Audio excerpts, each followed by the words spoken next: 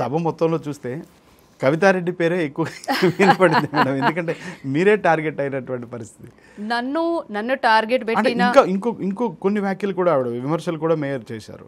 ఎందుకంటే చదువుకున్నారు, కనీసం సంస్కారంగా బిహేవ్ చేయటం లేదు, అసలు తెలియటం లేదు, ఏమీ తెలియటం లేదు, నాలెడ్జ్తో మాట్లాడాలి, మీరేంటో నాకు తెలుసు అనేటువంటి స్థాయిలో కూడా మాట్లాడారు ఆవిడ.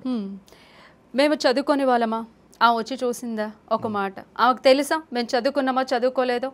మేము వెల్ ఎడ్యుకేటెడ్, మా దగ్గర ఉన్న కార్పొరేటర్స్ అందరూ కూడా కంప్లీట్ చేసుకొని గ్రాడ్యుయేషన్ కానీ ఇంటర్ కానీ చదువుకొని ఒక ఫ్యామిలీ బ్యాక్గ్రౌండ్ నుంచి వచ్చిన వాళ్ళ అందరు కార్పొరేటర్స్ కూడా ఒక ఫ్యామిలీ బ్యాక్గ్రౌండ్ నుంచి ఎలక్టెడ్ అయిన వాళ్ళమే.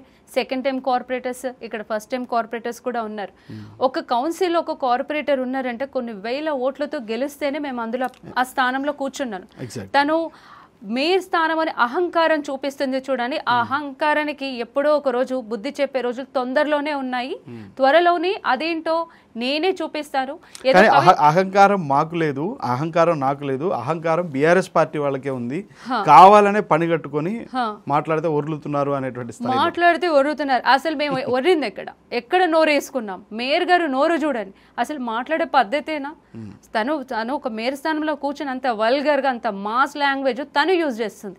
ఏంటంటే ఒక నిజంగా ఒక లేబర్ ఒక మ్యాన్ పవర్గా చూసినంత హీనంగా అంత నీచంగా చేసింది మేయర్ గారు.